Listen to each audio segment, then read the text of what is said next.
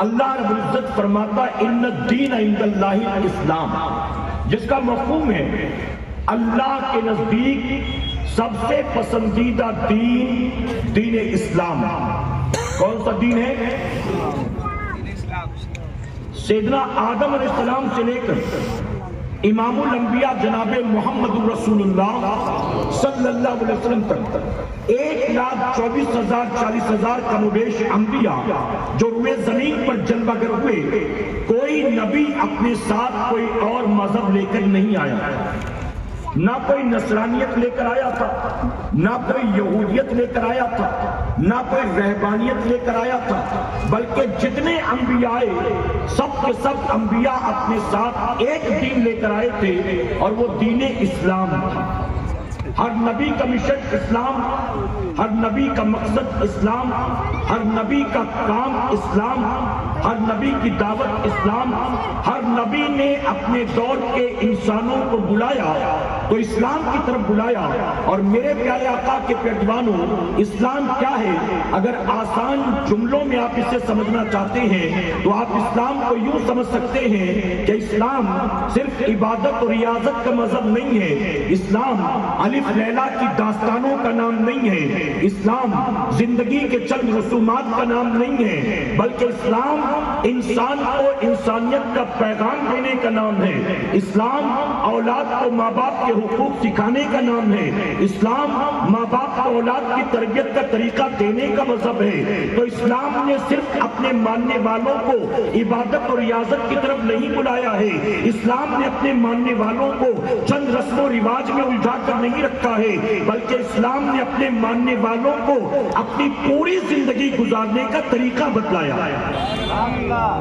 Islam complete code of life ہے، complete way of life ہے۔ ایک مسلمان کی لائف سٹائل کیسی ہونی چاہیے، ایک مسلمان کی صبح کیسی ہو، ایک مسلمان کی شامیں کیسی ہو، ایک مسلمان کی راتیں کیسی ہو، ایک مسلمان پہننا کیسا ہو، ایک مسلمان کا انداز گفتگو کیسا ہو، ایک مسلمان کے شادی بیاہ کا طریقہ کیسا ہو، ایک مسلمان کے اولاد کی تربیت کا طریقہ کیا ہو، ایک مسلمان پر جانوروں کے کیا حقوق ہیں، ایک مسلمان پر انسانوں کے کیا حقوق ہیں، ایک مسلمان پر مسلمانوں کے کیا حقوق ہیں، ایک مسلمان پر زمین کے کیا حقوق ہیں، ایک مسلمان پر راستوں کے کیا حقوق ہیں، ایک مسلمان پر اپنے ملک کے کیا حقوق ہیں۔ میرے پیارے آقا کے پیروانوں، اگر آپ جائزہ لیں تو آپ کو پتا چلے گا اسلام نے اپنے ماننے والوں کو صرف عبادت اور ریاضت کا طریقہ نہیں دیا، بلکہ پیدا ہونے سے لے کر قبر میں جانے تک، یعنی ماں کی کوکھ سے لے کر قبر کی کوکھ میں پہنچنے تک زندگی کا ایک ایک لمحہ کیسے گزارا جائے گا، اسلام نے پوری زندگی ہماری اور آپ کی رہنمائی کی۔ ابھی آپ نے اس کے پیش تک جناب رضا ملا صاحب سے کتنے حقوق ہیں؟ 58 حقوق۔ پیدا کر لینے پر ڈیوٹی ختم نہیں ہے، کسی اچھے اسکول میں داخلہ کرا دینا، 1,00,000 2,00,000 ڈونیشن بھر دینا، کام ختم نہیں ہوا۔ چلیے کلاسز میں بھی داخل کر دیا، بچے کے اسکول آنے جانے کا انتظام بھی کر دیا، یونیفارم کا، ڈونیشن کا، فیس کا پیسہ بھی ہم نے بھر دیا، سب کچھ کر دیا۔ روزانہ ٹفن بنا کر دیتے، پاکٹ منی بھی دیتے، اس کے پروجیکٹ کے لیے، پکنک کے لیے، اینول فنکشن کے لیے جتنا مال خرچ ہوتا خرچ کرتے، اور اس کے بعد جب 10th کلیئر کر لیا تو آپ نے اچھے کالج میں داخلہ کروا دیا، آپ نے کالج آنے جانے کے لیے اچھی 2-4 جوڑی کپڑے سلوا دیے، آپ نے کالج آنے جانے کے لیے 20-25 ہزار کا موبائل بھی دلوا دیا، آپ پاکٹ منی بھی دیتے ہیں، موبائل ڈیٹا ریچارج کا پیسہ بھی دیتے ہیں، آپ اپنے بچے پر یہ سب کچھ خرچ کر رہے ہیں، آپ کو لگتا ہے آپ نے اپنی ڈیوٹی پوری کر دی، آپ اپنی ذمہ داری سے بری ہو گئے۔ نہیں نہیں میرے پیارے آقا کے پیروانوں، یہی اولاد کے حقوق نہیں ہیں، بلکہ اولاد کے حقوق کا جائزہ لے تو پتہ چلے گا کہ ماں باپ کی ذمہ داری ہے اپنی اولاد کی صرف دنیا کو سنوارنے کی فکر نہ کرے، اپنی اولاد کی آخرت کو بھی سنوارنے کی فکر کرے۔ ہمارے پاس لوگ آتے آ کر کہتے ہیں حضرت دعا کرنا اس سال بیٹی کا 10th، دعا کرنا اچھے پرسنٹیج سے پاس ہو جائے۔ کوئی کہتا حضرت دعا کریں میری بیٹی نیٹ کی تیاری کر رہی ہے، 2 بار 2 اٹیمپٹ کر چکی، یہ تیسرا موقع ہے دعا کرنے، دعا کر دیں۔ کوئی کہتا میرا بیٹا 12th میں ہے سائنس میں، دعا کریں۔ کوئی کہتا میرا بیٹا UPSC کے لیے ٹرائی کر رہا ہے، دعا کریں۔ میرا بچہ فلاں کالج میں ہے، فلاں ڈگری حاصل کر رہا ہے، دعا کریں۔ ہم نے دنیا کے ماں باپ کو اکثر یہ دعا کرواتے دیکھا، چاہے وہ کسی نمازی سے کروائیں، چاہے کسی پیر سے کروائیں، چاہے مسجد کے امام سے کروائیں، چاہے وہ ہم جیسے مبلغ سے کروائیں، ہر ماں باپ اپنے بچے کے دنیاوی امتحان میں پاس ہونے کی دعائیں کرواتا ہے، اس کی روزی میں برکت کے لیے، اس کے کیریئر کے لیے، اس کی شادی بیاہ کے لیے، اس کے فیوچر کے لیے ہم سے بار بار دعائیں کروائی جاتی ہیں، لیکن آج تک کوئی نہ ماں ایسی آئی ہے نہ کوئی باپ ایسا ملا جس نے ہم سے یہ دعا کروائی ہو، حضرت ہمارے بیٹے کے لیے دعا کر دینا، ہماری بیٹی کے لیے دعا کر دینا، ہمارا بچہ دنیا کے سارے امتحانات میں پاس ہوتا رہا ہے، بس اتنی دعا کر دینا ہمارا بچہ قبر کے امتحان میں بھی پاس ہو جائے، ہمارا بچہ آخرت کے امتحان میں بھی پاس ہو جائے۔ ماں باپ کو اولاد کی فکر ہے تو صرف دنیا کی، چونکہ ماں باپ کو زندگی بھر دنیا کے پیچھے پیچھے بھاگتے رہے، اپنے مرنے سے پہلے وہ اپنی اولاد کو بھی دنیا دار بنانے کے سپنے دیکھتے ہیں۔ ہم جس طرح دنیا کے پیچھے بھاگتے رہے، اولاد بھی دنیا دار بن جائے ہماری موت سے پہلے، لیکن ماں باپ نے کبھی اپنی اولاد کی آخرت کی فکر نہیں کی، ان کے قبر کی فکر نہیں کی، ان کے معاشر کے حساب کتاب کی فکر نہیں کی۔ اے سرکار مدینہ کے پیغمبروں، جہاں اولاد کو، جہاں ماں باپ کو، یہ ماں باپ کے لیے ضروری ہے اولاد کو نمازی بنائے، وہی ماں باپ کے لیے ضروری ہے اولاد کو شرابی دوستوں سے بھی بچانے کی کوشش کرے۔ ایک بات میں ہمیشہ کہتا ہوں، آج پھر تورات اس بات پر، ہمارے پاس کوئی بوڑھی ماں کی 62 سال کی، 65 سال کی، 58 سال کی، آ کر کہتی ہے حضرت دعا کریے گا، ایک ہی بیٹا بہت اچھا تھا، کبھی اف تک نہیں کہا، کبھی آنکھ تک نہیں دکھائی، میری بھی بہت عزت کرتا تھا، اپنے باپ کی بھی بہت عزت کرتا تھا، لیکن کچھ دنوں سے برے دوستوں کی صحبت میں پڑ کر میرا بیٹا نشہ کرنے لگ گیا۔ میں تو نہیں جانتی کیا کیا کھاتا پیتا ہے، لیکن لوگوں نے بتایا کہ تمہارا بیٹا شراب پیتا، تمہارا بیٹا ڈرگس لیتا۔ حضرت دعا کر دیجئے میرا بیٹا ایسا نہیں تھا۔ میں اس ماں سے کہتا ہوں کہ تمہارے بیٹے کی عمر کتنی ہے؟ ماں کہتی یہی کوئی 22-23 سال کا ہوگا۔ میں ماں سے کہتا ہوں تیرے بیٹے کے لیے دعائیں کروں یا تیری تربیت کا رونا روں؟ تیرے بیٹے کے لیے دعائیں کروں یا تیری تربیت کا رونا روں؟ تو کیسی ماں ہے؟ تو نے اس بچے کو 9 مہینے اپنے کوکھ میں رکھا، اپنی جان داؤں پر لگا کر تو نے اس کو پیدا کیا، پھر اپنے رگوں کے خون کو دودھ میں تبدیل کر کے تو نے 2 سال تک سینے سے لپٹا کر اس کو دودھ پلایا، رات کے اندھیرے میں تو نے اس کا پیشاب پیخانہ صاف کیا، اس کا رال ناک تھوک صاف کیا، اس کی انگلی پکڑ کر تو نے چلنا سکھایا، لقمہ بنا بنا کر کھلانا سکھایا، اس کی توتنی زبان کو تو نے بولنا سکھایا۔ تیری اولاد کے شرابی ہونے کا رونا رو یا تیری تربیت کا رونا رو؟ ارے تو کیسی ماں ہے؟ تیرا بیٹا 21-22 سال تک تیرے ساتھ تھا، ارے 22 سال میں تو اسے نمازی نہ بنا سکی، اور 1.5 مہینے میں شرابیوں کی دوستی نے اس کو شرابی بنا دیا۔ کیا سارا قصور تیری اولاد کا ہے؟ ماں باپ کا کوئی قصور نہیں ہے۔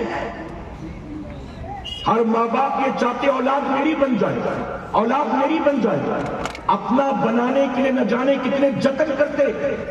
میں کہتا ہوں مسلمانوں، اگر اپنی اولاد کو اپنا بنانا چاہتے ہو، اپنا بنانے کی ذرہ برابر بھی کوشش مت کرو۔ اگر چاہتے ہو اولاد تمہاری بن جائے تو اس اولاد کی گردن میں اپنے نبی کی غلامی کا پٹا ڈال دو۔ جب بچہ گود میں ہے، بچے کو چڑیل بلی سے نہ ڈراؤ، بچے کو چڑیل بھوت پریت سے نہ ڈراؤ۔ آپ کا بچہ رات کو سوتا نہیں ہے، اپنے نبی کی حدیثیں سناؤ، اپنے نبی کا میدان جنگ میں اترنا سناؤ، اپنے نبی کے مجاہدین کے واقعات سناؤ۔ اسلام کے جو لوگ، اسلام میں جو ایسے لوگ گزرے ہیں جنہوں نے اپنی جانوں کا نذرانہ اسلام کی خاطر پیش کیا ہے، ایسے لوگوں کے واقعات سناؤ۔ اپنے بچے کو بچپن سے چوہے سے، کتے سے، بلی سے، چڑیل سے، بھوت پریت سے، چور سے، ڈاکو سے ڈرا ڈرا کر ہم نے گود ہی میں اس کو قائر بنا بنا دیا ہے، ہم نے ڈرپوک بنا دیا ہے۔ اے سرکار مدینہ کے پیروانوں، ماں باپ اور اولاد کے 58 حقوق ہیں۔ اگر ماں باپ صحیح معنوں میں اپنی اولاد کی تربیت کرنا شروع کر دے، ان کے ایک ایک حقوق کو سمجھ کر ادا کرنا شروع کر دے، میں ذمہ داری کے ساتھ کہتا ہوں،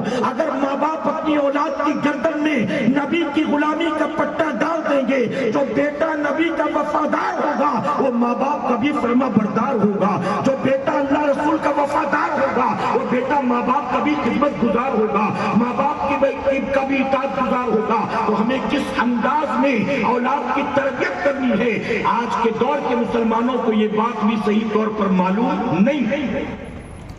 جو 5 باتیں آپ نے سنی، میں امید کرتا ہوں سمجھ میں آئی ہوں گی، عمل کریں گے نا انشاءاللہ۔ اور جو امام احمد رضا خان فاضل بریلوی نے لکھ کر ایک سروے کیا ہے، 50 شادی شدہ جوڑوں کو بلاؤ، مسجد کی کوئی کمیٹی، محلے کی کوئی نیاز کمیٹی یا سنی دعوت اسلامی جیسی کوئی تحریک، اس کے ماتحت صرف کسی علاقے میں ایک سروے کیا جائے، 50 شادی شدہ جوڑوں کو بلاؤ جن کی شادی ہو کر 10 12 15 سال ہو چکے تھے، جو 2 3 3 4 4 بچوں کے ماں باپ بن چکے، بلاؤ ایسے لوگوں کو، اور بلانے کے بعد ان سے 5 سوال کرو۔ 5 سوال: غسل کا طریقہ کیا ہے؟ غسل میں کتنی باتیں فرض ہیں؟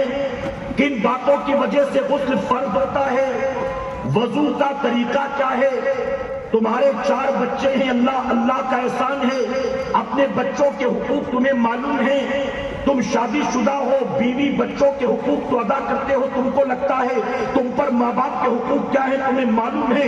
اے سرکار مدینہ کے پیروانوں، شادی ہو کر 3 3 4 4 بچوں کے باپ بن گئے، بیوی کے حقوق معلوم نہیں ہیں، اور بیوی سے پوچھا جائے تو شوہر کے حقوق معلوم نہیں ہیں، ماں باپ کو اولاد کے حقوق معلوم نہیں ہیں، اولاد کو ماں باپ کے حقوق معلوم نہیں ہیں۔ ابھی آپ نے فیملی کورٹ کی مثال سنی ہے، آپ جا کر فیملی کورٹ میں دیکھ لیں، اکثر مقدمے مسلمانوں کے آپ کو نظر آئیں گے جو طلاق کے لیے فائل کیے گئے ہیں۔ اب یہ وہ لوگ ہیں سوفسٹیکیٹڈ پڑھے لکھے جو کورٹ تک پہنچ جاتے ہیں طلاق لینے کے لیے، ورنہ نہ جانے کتنے ہیں جو رات کے اندھیرے میں بند کمرے میں طلاق دے دیتے ہیں۔ کوئی مسجد کے امام کے پاس آتا ہے طلاق کا مسئلہ لے کر، کوئی مفتی صاحب کے پاس آتا ہے طلاق کا مسئلہ لے کر، ہمیں نہ جانے کتنے کالز آتے ہیں میاں بیوی کے۔ شوہر کہتا ہے رات کو بہت غصے میں تھا، گھر پہنچا تو بیوی نے بکواس شروع کر دی اور غصے میں نے 3 بار نہیں 7 بار طلاق بول دیا۔ حضرت صبح اٹھا تو غصہ ٹھنڈا ہوا، اب سوچتا ہوں بچوں کا کیا ہوگا، اب سوچتا ہوں بیوی کا کیا ہوگا، حضرت کوئی راستہ ہے کہ نہیں ہے؟ میں نے کہا شریعت نے تو 3 مرتبہ رکھا تھا، تو نے تو 7 مرتبہ دے دیا، جب 4 قدم آگے بڑھ کر طلاق دی ہے تو اب ظاہر ہے کہ زندگیاں تو تباہ ہوں گی، اب زندگی تو برباد ہوگی۔ اب فکر کرتا ہے فکر تو پہلے کرنی چاہیے تھی۔ میرے پیارے آقا کے پیروانوں، میں معذرت کے ساتھ کہوں گا میٹرومونیل سائٹس پر جا کر دیکھیں، آپ یہ جتنی بھی شادی بیاہ کی سائٹ سے جا کر دیکھیں، طلاق شدہ مسلمان لڑکیاں بھری پڑی، نہ جانے کتنی مل جائیں گی طلاق شدہ۔ آج مسلمانوں میں طلاق کا ریشو بڑھ رہا ہے، کیوں بڑھ رہا ہے؟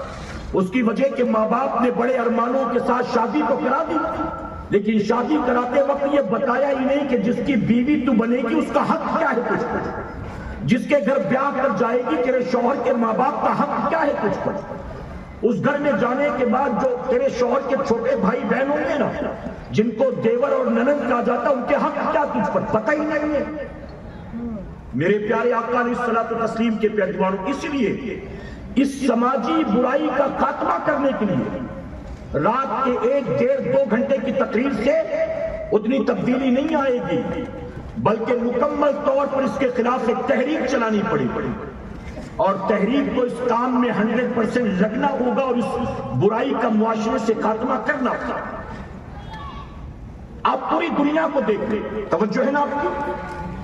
آپ ہندوستان میں رہتے ہیں، آپ امریکہ چلے جائیں، لندن چلے جائیں، جاپان چلے جائیں، سری لنکا چلے جائیں، افریقہ چلے جائیں، آپ سعودی چلے جائیں، دبئی چلے جائیں، بینکاک چلے جائیں، چائنا چلے جائیں، پوری دنیا میں جائیں، پوری دنیا کے مسلمانوں سے پوچھو کہ تمہارا کلمہ کیا ہے، تو بتائیے چائنا والے کا کلمہ کچھ الگ ہے، امریکہ والے کا ہم سے الگ ہے۔ پوری دنیا کے مسلمان ایک ہی کلمہ پڑھیں گے، لا الہ الا اللہ محمد رسول اللہ۔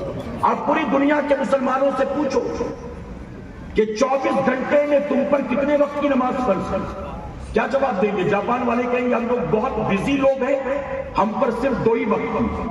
امریکہ والے کہیں گے ہم بہت ترقی یافتہ ہیں، ہم پر صرف 3 ہی وقت کی۔ کہیں گے وہ پوری دنیا کے مسلمان ایک زبان ہو کر کہیں گے 24 گھنٹے میں ہم پر 5 وقت کی نماز فرض ہے۔ کتنے وقت کی؟ اور ہندوستان والوں پر کتنے وقت کی ہے؟ 5 وقت۔ کچھ الگ ہے اس میں؟ ان سے پوچھو ماہ رمضان کے روزے تم پر فرض ہیں کہ نہیں؟ جواب دیں گے ہم پر فرض۔ ان سے پوچھو تم پر کتنے روزے فرض ہیں؟ جواب ملے گا مہینہ ماہ رمضان کا 29 کا ہو تو 29، 30 کا ہو تو 30۔ اور ہمارے یہاں بھی یہی ہوتا ہے کہ نہیں؟ میرے پیارے آقا کے پیغمبر ان سے پوچھو زکوٰۃ کتنے % تم نکالتے؟ ہم ہندوستان کے غریب لوگ تو 2.5%، تم تو ترقی یافتہ بہت دولت مند، تم کتنا؟ وہ کہیں گے ہم پر بھی 2.5% ہی کا حکم، ہم بھی 2.5% نکالتے۔ بتائیے کریکٹ ہے کہ نہیں ہے؟ ان سے پوچھو تمہارا نبی کون؟ کیا جواب دیں گے؟ وہ حضور اکرم صلی اللہ علیہ وسلم کا نام لیں۔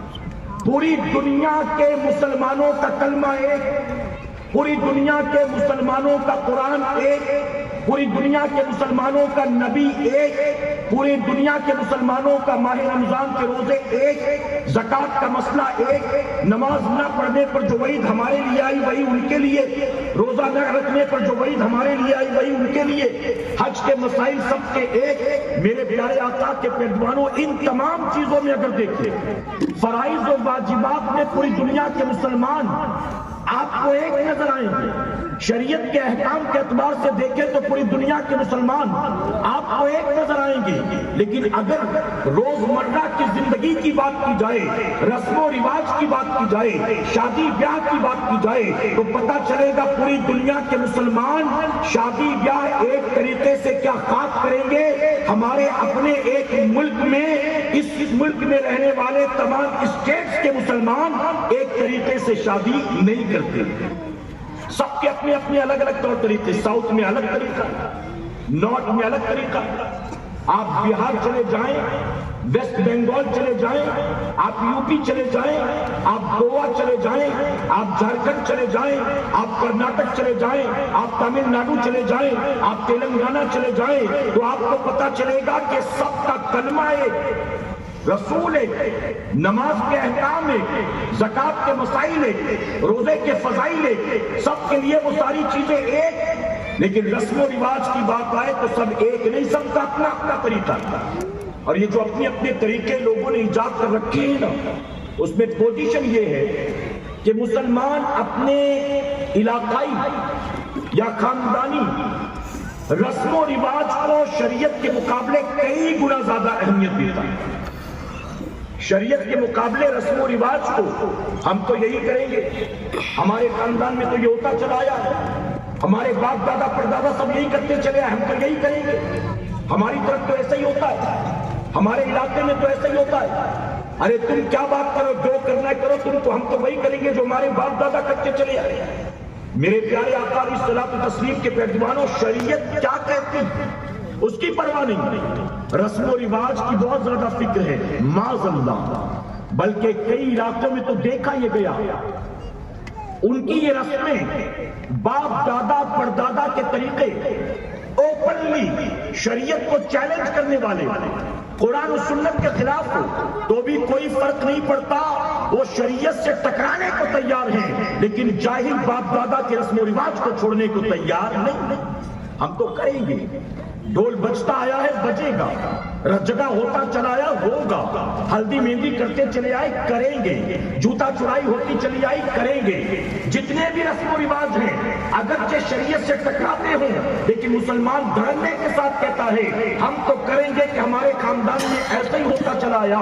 ہم جیسا کوئی داڑھی والا کہہ دے نا، اگر بارات میں پٹاخے پھوٹیں گے تو ہم نہیں آئیں گے، اگر شادی میں ڈی جے بجے گا تو ہم نہیں آئیں گے، بلکہ ہم نے تو کئی علاقوں میں دیکھا اگر کوئی مولوی ایسی شادی میں نکاح پڑھانے سے منع کر دینا کہ تمہاری شادی میں ڈول گاجا باجا بجا، میں نکاح نہیں پڑھاؤں گا، تو کہتے تیرے جیسے 36 مل جائیں گے، چل ہم کسی اور کو بلا فاصلہ لیتے ہیں، وہ مسجد کے امام کا بھی احترام نہیں کرتے، وہ داڑھی والے کا بھی احترام نہیں کرتے. یعنی رسم و رواج کے چکر میں شریعت کے خلاف سینکڑوں کام ہو، انہیں شریعت کی پرواہ نہیں ہے، انہیں پرواہ ہے تو رسم و رواج کی پرواہ. اب ایک بات عرض کرتا ہوں، زندگی بھر یاد رکھیے، اسلام نے رسم و رواج سے منع نہیں کیا. آپ رسم و رواج پر عمل کریں، اسلام نے منع نہیں کیا، لیکن کوئی رسم 2-4 سال نہیں، سینکڑوں سال پرانی، 200-300 سال سے ہوتی چلی آ رہی ہے، اور وہ رسم شریعت سے ٹکراتی ہے، وہ رسم قرآن و سنت کے خلاف ہو، اگرچہ وہ باپ دادا پردادا یا ان کے باپ دادا کے زمانے سے ہوتی چلی آئی ہو. تو اے مسلمانوں یاد رکھنا، رسمیں صدیوں پرانی کیوں نہ ہو، اگر وہ شریعت سے ٹکراتی ہوں، ایسی رسموں کو اکھاڑ کر پھینک دینا. باپ دادا کی ان رسموں پر عمل مت کرنا، عمل کرنا تو شریعت اور سنت پر عمل کرنا. اور اگر رسمیں شریعت و سنت سے نہیں ٹکراتی، اگر کوئی رسم ایسی ہے جو شریعت و سنت سے نہیں ٹکراتی، مثال کے طور پر دلہن کو ہلدی لگانے سے منع نہیں کیا گیا، دلہن کو اپٹن لگانے سے منع نہیں کیا گیا، دلہن کو مہندی لگانے سے منع نہیں کیا گیا. شریعت نے حکم بھی نہیں دیا کہ دلہن ہے تو اپٹن لگے گا، دلہن ہے تو ہلدی لگے گی، حکم نہیں ہے شریعت کا، لیکن لوگ لگا رہے ہیں. تو شریعت نے منع بھی نہیں کیا، اجازت ہے، لگا سکتے ہو. دولہے کو صحرا باندھنا فرض واجب نہیں ہے، لوگ باندھ رہے ہیں، شریعت نے منع نہیں کیا. کیوں؟ اس کی وجہ کی یہ چیزیں وہ ہیں جو شریعت سے ٹکرانے والی نہیں ہیں، ان کا شمار حرام و ناجائز میں نہیں ہے. شریعت کے دائرے میں رہ کر عمل کرو گے تو شریعت نے اجازت دی، لیکن اگر رسم و رواج کے چکر میں شریعت کا کھلواڑ بناؤ گے تو کیا بتائیے قیامت کے دن یہ رسم و رواج آپ کے پکڑ کا سبب نہیں بنے گی؟ اگر رسم و رواج شریعت سے ٹکرائے تو اتار کر پھینک دے، اور شریعت سے ٹکرانے والی نہیں ہے، عمل کرو. اگر ثواب نہیں ہوگا تو کم سے کم گناہ تو نہیں ہوگا. اگر شریعت سے نہ ٹکرائے کرو، کوئی گناہ نہیں ہوگا، لیکن شریعت سے ٹکرانے والی ہو تو اس پر عمل نہیں کرنا. ایز اے مسلم ہمیں اور آپ کو شریعت کی پابندی کرنا ہے کہ انشاءاللہ. کسی سے پوچھو نکاح کیا ہے، یہ جو شادی کر رہے ہو کیا ہے، کہتا ہے سنت ہے. نکاح کرنا کیا ہے؟ اور بینڈ باجی بجوانا جائز ہے؟ چلا ہے سنت پر عمل کرنے، شریعت کا مذاق بنا کر. بارات کے آگے آگے بم پھوڑنا جائز ہے؟ جس کے گھر شادی ہو 1 ہفتے تک اس کے گھر ڈی جے بجانا جائز ہے؟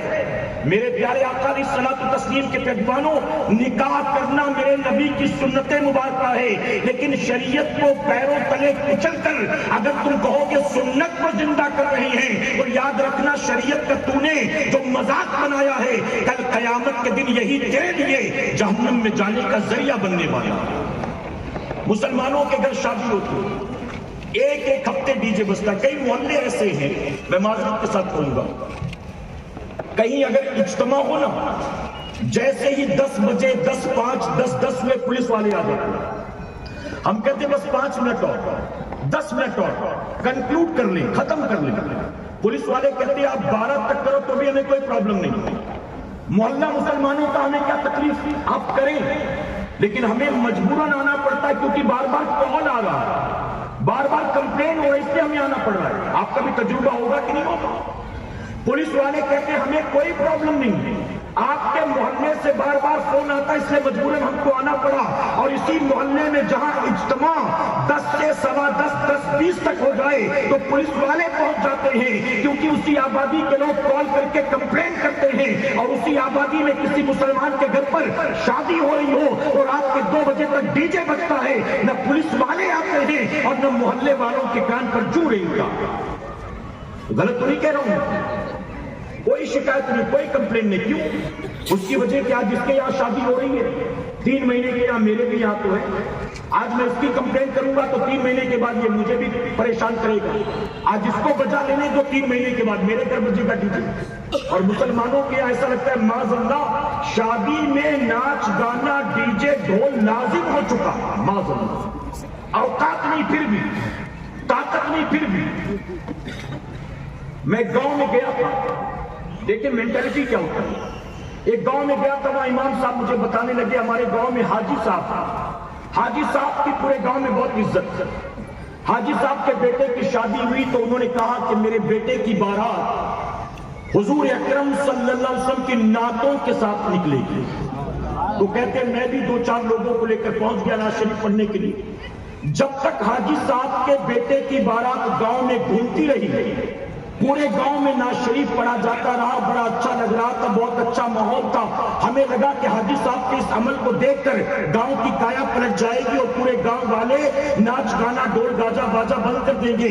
اور پھر حاجی صاحب کے بیٹے کی بارات جب گاؤں سے نکل کر ہائی وے پر پہنچی اور باراتی کار میں بیٹھ گئے اور پھر کار سڑک پر دوڑنے لگی, تو جہاں اب تک نعت مبارکہ پڑھی جا رہی تھی اب وہاں ڈول گاجا باجا شروع ہو گیا. اب بارات بینڈ باجے اور ناچ گانے کے ساتھ جا رہی تھی. کہتے میں نے حاجی صاحب سے کہا حاجی صاحب کم سے کم آپ کو تو یہ نہیں کرنا چاہیے تھا, آپ کی محلے میں کتنی عزت ہے, آپ اگر ایسا کریں گے تو ہم دوسروں کو کیسے روکیں گے, آپ کو کم سے کم اپنے بیٹے کی شادی میں ناچ گانا نہیں کرنا چاہیے تھا. تو جانتے امام صاحب کو حاجی صاحب نے کیا کہا, حاجی صاحب کہنے لگے حضرت دراصل میری اپنی مجبوری ہے, اگر ڈول گاجا باجا نہیں ہوگا نا تو لوگ کہیں گے حاجی صاحب لگتا ہے وہابی ہو گئے. یعنی یہ سنیت کی پہچان ہے. معاذ اللہ, ڈول بجے تو سمجھو سنی کی شادی ہو رہی, پٹاخے پھوٹے تو سمجھو سنی کی بارات جا رہی ہے, جنازے پر چادر پڑی ہو پھولوں کی تو سمجھو سنی کا جنازہ آیا. یہ ہم نے اپنی طرف سے پتہ نہیں کیا کیا بنا رکھا ہے. اور ہمارے یہاں شادیوں میں جب ڈی جے بجتا ہے نا, آپ نے دیکھا ہوگا, کوئی کتابی بات نہیں میرے بھائی, آپ کو دیکھی بات, جس کے گھر شادی ہو سب سے پہلے اس کے یہاں گھر میں لگنے والے ڈی جے پر نعت شریف بجائی جائے گا. 1-2 گھنٹہ نعت شریف بجے گی, اس کے بعد قوالی تک پہنچے گی, پھر 1.5-2 گھنٹے قوالی کے بعد میں پھر وہ دونوں سائیڈ میں گانا بجنا شروع ہوگا, پھر اگلے 4 دن تک کنٹینیو گانا بجے گا. غلط تو نہیں کہہ رہا ہوں. انہیں کسی نے کہا شروعات کرنا ڈی جے کی تو ناچ سے اور نکاح کے بعد سلام پڑھنا, اللہ بہت برکت دے گا. بیچ میں چاہے کر لے, بیچ میں ناچ لے, ننگا ہو جا, جو کرنا ہے کر لے, شروع اور آخر کریکٹ ہونا چاہیے. یہ ہو رہا ہے کہ نہیں ہو رہا ہے؟ میرے پیارے آقا علیہ الصلوۃ والتسلیم کے پیروان, اور صرف اتنا نہیں ہے, میں خود مسلم محلے میں رہتا ہوں, میرے آنکھوں دیکھی بات, جب کسی کے گھر شادی ہوتی ہے نا تو گلی محلے کے آوارہ لونڈے مفت میں وہاں ناچنے کے لیے جمع ہو جاتے ہیں. اور جب ڈی جے کے ارد گرد وہ رات بھر ناچتے ہیں تو لڑکی والوں کا گھر ہو چاہے لڑکے والوں کا گھر ہو, لڑکی کے لڑکے کے ماں باپ کو ان پر ترس آتا ہے اور کہتے ہیں بیچارے مفت میں ناچ رہے ہیں, کوئی معاوضہ بھی نہیں لیتے, چلو ان کی خاطر کھانے کا انتظام کر دیتے ہیں, اور جتنے پیکر ہوں گے ان کی خاطر شراب کا انتظام کر دیتے ہیں. اب باقاعدہ مفت میں ناچنے والے لونڈوں کے لیے لڑکے اور لڑکی کے گھر والے شراب کا اور کھانے پینے کا انتظام بھی کرتے ہیں. غلط تو نہیں کہہ رہا ہوں, یہ میں نے اپنی آنکھوں سے دیکھا ہے, اور میں نے اس جگہ سے گزر کر بدبو محسوس کی. میں تقریر کے لیے جا رہا تھا, لڑکے ناچ رہے تھے, مجھ سے محلے والوں نے کہا حضرت 1 منٹ رک جائیے, ان کو ہٹا دے پھر جائیے. مجھے روک دیا, ان کو ہٹا دیا, ڈی جے بند کر دیا, اور جب میں وہاں سے آگے بڑھا تو جب اس جگہ پر پہنچا تو شراب کی تیز بدبو آ رہی تھی. میں نے ناک بند کر لی, اتنی بدبو تھی. اور آگے بڑھنے کے بعد کہا شراب کی بدبو کہاں سے آ رہی ہے, تو پروگرام والوں نے کہا کہ یہ جو لڑکے ناچ رہے تھے انہوں نے شراب پی رکھی. اے مسلمانوں, تمہاری گراوٹ کا حال کیا ہے؟ تم اپنے دوست کی شادی میں صرف شراب پی کر نہیں ناچتے ہو, اب تو اللہ کے کسی ولی کا عرس ہو, اور عرس کے نام پر جب ہمارے محلے سے سندل نکلتا ہے اور چادر نکلتی ہے, ہم نے سندل میں باقاعدہ ہماری قوم کے لڑکوں کو بٹن کھا کر جاتا ہوا دیکھا. وائٹنر سونگ کر, چرس چلم کے دم مار کر, مزارات اولیاء پر پہنچ کر چرس چلم گانجے پیتے ہو, وہاں پر بیٹھ کر تم نشہ کرتے ہو. کیا اللہ تمہاری روزی میں برکت دے گا؟ اللہ تمہیں عزت دے گا؟ اللہ تمہیں کامیابی اور سربلندی دے گا؟ میرے پیارے آقا کے پیروانوں, وقت بہت مختصر, میں نے رسم و رواج کا آغاز کیا اور بات ختم کرنے کی آ گیا. میں 2 باتیں آخر میں عرض کروں گا, اجازت ہے آپ کی؟ میرا عنوان ابھی شروع ہوا ہے, ابھی آدھا بھی نہیں ہے, پونا بھی نہیں ہوا. میں آپ کو یہ بتانا چاہتا ہوں, میرے پیارے آقا علیہ الصلوۃ والتسلیم کے پیروانوں, آپ مجھے دل پر ہاتھ رکھ کر جواب دیں. اس وقت فلسطین اور غزہ کے جو حالات ہیں, کیا کسی انسان سے ڈھکے چھپے ہیں؟ مسلمان کی بات نہیں کر رہا ہوں, انسان کی بات کر رہا ہوں. مین اسٹریم میڈیا دکھائے نہ دکھائے, سوشل میڈیا پر آپ تصویریں دیکھ سکتے ہیں, ویڈیو دیکھ سکتے ہیں. روزانہ جا کر فیس بک پر, انسٹاگرام پر, ٹویٹر پر آپ اگر دیکھیں تو روزانہ آپ کو بچوں کی تڑپتی لاشیں, اجڑتے ہوئے گھر, روتی ہوئی مائیں, جو ہے اچھی خاصی عمارتوں پر ہوتی بمباریاں, اسکول اور اسپتالوں پر ہوتی بمباریاں آپ نے مناظر دیکھے ہوں گے. آپ گوگل پر سرچ کریں کہ اب تک کتنے لوگ مارے گئے ہیں. یہ گنتی سینکڑوں میں نہیں ہزاروں میں پہنچ چکی ہے, اور ہزاروں مارے جانے والوں میں اکثریت مسلمانوں کے بچوں کی ہے. اے سرکار مدینہ کے پہلوانوں, میں آپ سے ایک سوال پوچھتا ہوں, جب آپ ایسے مناظر کو دیکھتے ہیں آپ کو تکلیف ہوتی ہے کہ نہیں ہوتی؟ آپ کو درد و دکھ ہوتا ہے کہ نہیں ہوتا؟ اپنے موبائل میں جب اسکرول کرتے کرتے آپ کسی کی ریل پر یہ ویڈیو دیکھتے ہیں, آپ دیکھتے ہیں تو دل دہل جاتا ہے, آنکھ میں آنسو بھر آتا ہے, دل نرم ہو جاتا ہے. لیکن میں آپ سے پوچھتا ہوں, اس کے بعد جب آپ اس ویڈیو کو اسکرول کر کے آگے بڑھتے ہیں, کوئی اسٹینڈ اپ کامیڈین کامیڈی کر رہا ہوتا ہے, آپ اس کو دیکھتے ہیں تو ان مناظر کو بھول جاتے ہیں. آپ کسی ہیروئن کو ناچتا دیکھتے ہیں تو غزہ اور فلسطین کے مناظر کو بھول جاتے ہیں. میں کہتا ہوں میرے پیارے آقا کے پہلوانوں, پوری دنیا میں ان کے لیے دعائیں ہو رہی ہیں. ہندوستان کا مسلمان ہی نہیں بلکہ خانہ کعبہ کا طواف کرنے والے بھی دعا کر رہے ہیں, عمرہ کرنے والے بھی دعا کر رہے ہیں, خلاف کعبہ سے لپٹ کر لوگ دعا کر رہے ہیں, حجر اسود کو زمزم کو پی کر لوگ دعا کر رہے ہیں. پھر بھی ان کے حالات بدلتے کیوں نہیں نظر آتے؟ اس کی وجہ جانتے ہو کیا ہے؟ اس کی وجہ ہماری بے حسی ہے, ہماری بدعمالی ہے, ہمارے اپنے گناہ ہے. میں آپ سے سوال پوچھتا ہوں, غزہ کے فلسطین کے مناظر کو دیکھنے کے بعد دل دہل جاتا ہے, آنکھ نم ہو جاتی ہے. اس کے باوجود مسلمانوں جواب دو, کیا مسلمانوں کی شادی میں آج ڈی جے بجنا بند ہوا ہے؟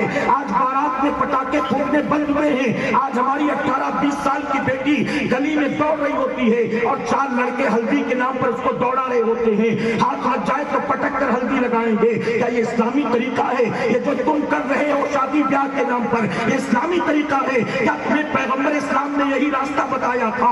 اے سرکار مدینہ علیہ الصلوۃ والتسلیم کے پہلوانوں, ہمارے یہاں شادیاں ہوتی ہیں, رت جگہ کے نام پر گھر کی بڑھیا بھی ناچتی ہے, دولہے کی بڑی بہن بھی ناچتی ہے, اس کی بھابھی بھی ناچتی ہے, اور لوگ کہتے ہیں جب تک دولہے کی ماں نہیں ناچے گی دولہے کا چہرہ نہیں سجے گا. بھابھی کہتی میرے تو ارمان تھے, میرا دیور دولہا بنے گا تو میں ناچوں گی. بڑی بہن کہتی ہے تیری شادی میں نہیں ناچوں گی تو کب ناچوں گی. اس طرح سے ڈھول بجایا جاتا ہے اور اپنے گھر کی عورتوں کو رقاصہ کی طرح نچایا جاتا ہے. اور اس کے بعد جانتے ہو, میں نے یو پی کی رسمیں دیکھی ہیں, وہاں رات بھر جگہ کے نام پر عورتیں جمع ہوتی ہیں کسی گھر کی چھت پر, اور وہاں پر گلگلا بنایا جاتا ہے اور رات بھر عورتوں کو نچایا جاتا ہے. عورتیں باقاعدہ مردوں کے کپڑے پہنتی ہیں, جو سو رہے ہوتے ہیں ان کا مذاق اڑاتی ہیں, اور جانتے ہیں جب فجر کی نماز کا وقت ہوتا ہے وہی جو رات بھر ناچی گائی تھی چند بلبلے لے جا کر مسجد کے طاق میں رکھ دیتی ہے, یہ سوچ کر کہ چند بلبلوں میں معاذ اللہ مجھے معاف فرما دے گا.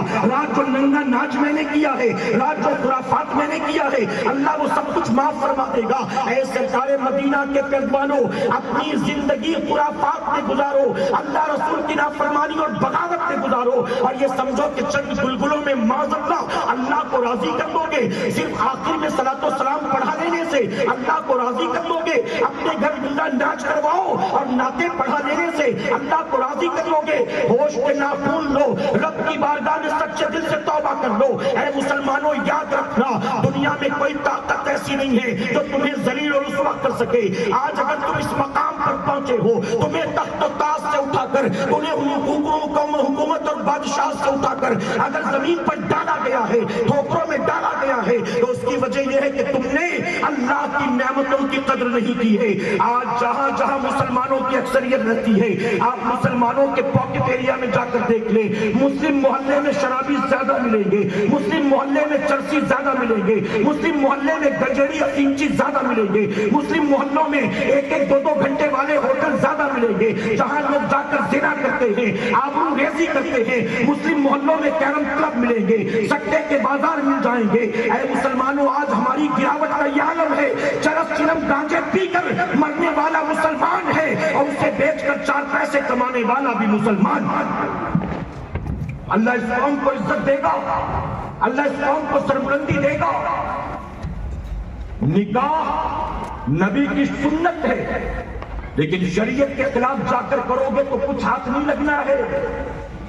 میرے پیارے آقا کے پیروانوں، ابھی میں نے غالباً 2 یا 3 دن پہلے دیکھا پڑوسی ملک میں ایک پیر صاحب کی بیٹی کی شادی ہوئی، جس ملک کی تصویریں چند دنوں پہلے ہم نے دیکھی تھی۔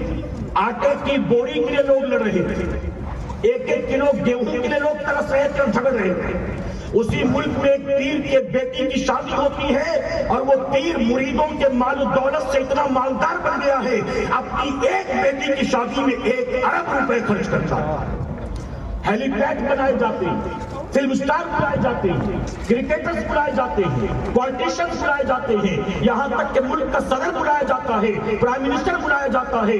آپ سوچیں کہ 1 ارب روپے نہ تیری فیکٹری ہے، نہ تیرا کھیت ہے، نہ تیری نوکری ہے، آخر تو نے یہ 1 ارب روپے کہاں سے جمع کیے اپنی بیٹی کی شادی کرانے کے لیے؟ تو پتا چلے گا مریدوں کی جیب کاٹ کاٹ کر میں نے اتنا مال جمع کیا ہے، چونکہ جمع کیا تھا حرام کا تو خرچ بھی حرام کے راستے پر کر دیا۔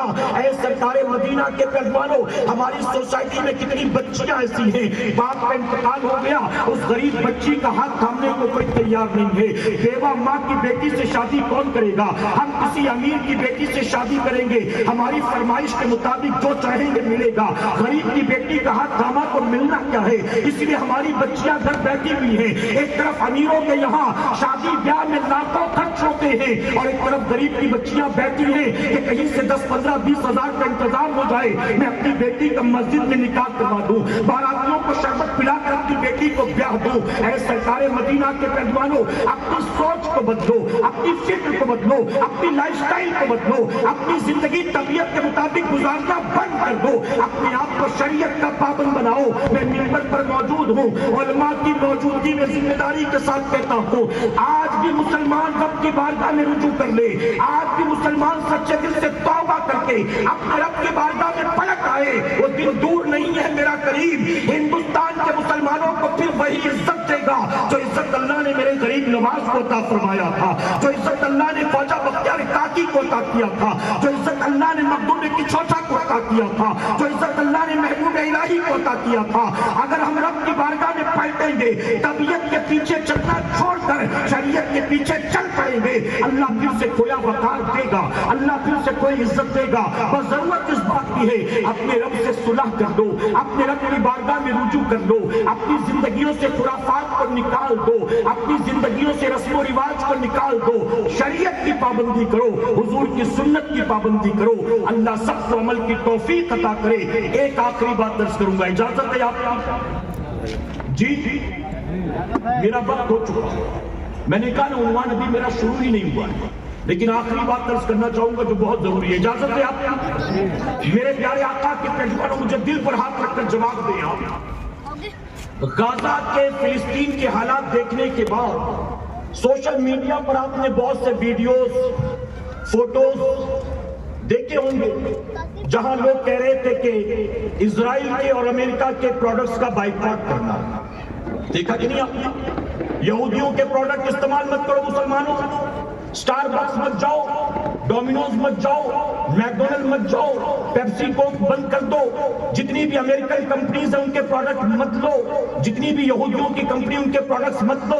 آپ نے یہ بائیکاٹ والے ویڈیوز، فوٹوز، میسیجز بہت دیکھے ہوں گے، لیکن میں معذرت کے ساتھ کہنا چاہوں گا، وہ قوم غزہ اور فلسطین کے حالات کو دیکھ کر دنیاوی اعتبار سے یہودیوں عیسائیوں کے پروڈکٹ کا بائیکاٹ کیا خاک کرے گی کہ جو قوم اللہ رسول کے بائیکاٹ کردہ چیزوں کا 1450 سال کے بعد بھی بائیکاٹ کرنے کے لیے تیار نہیں۔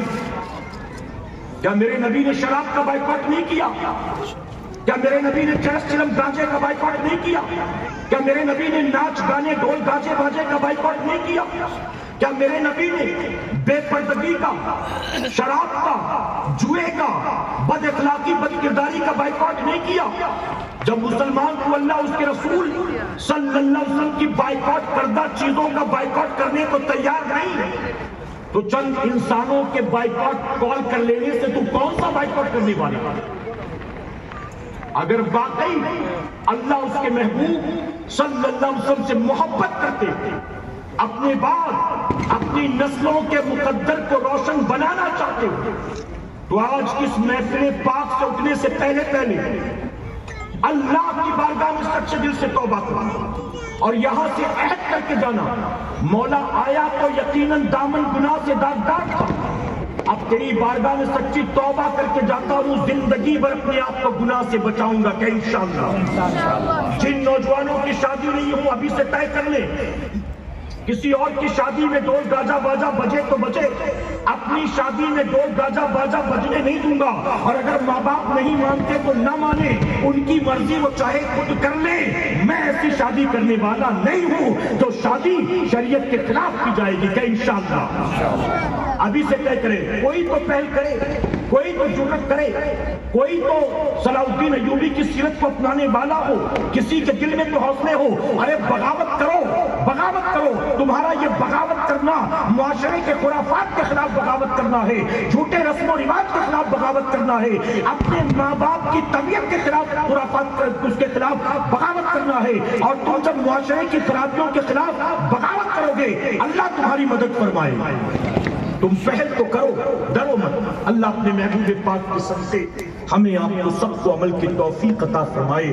درمیانی گفتگو مجھ سے جانے انجانے میں کوئی غلطی خامی رہ گئی، آپ سب کو گواہ بنا کر سچے دل سے توبہ کرتا ہوں، رب میری توبہ قبول فرمائے، اور ہماری اس محفل پاک کو میرا کریم قیامت میں ہم سب کے لیے، ہمارے والدین کے لیے، اور بالخصوص انتظامیہ کے لیے، ہمارے ساتھی معین بھائی برکاتی کے مرحوم والد کے لیے، ان کی مرحومہ اہلیہ کے لیے بخشش اور نجات کا ذریعہ بنائے۔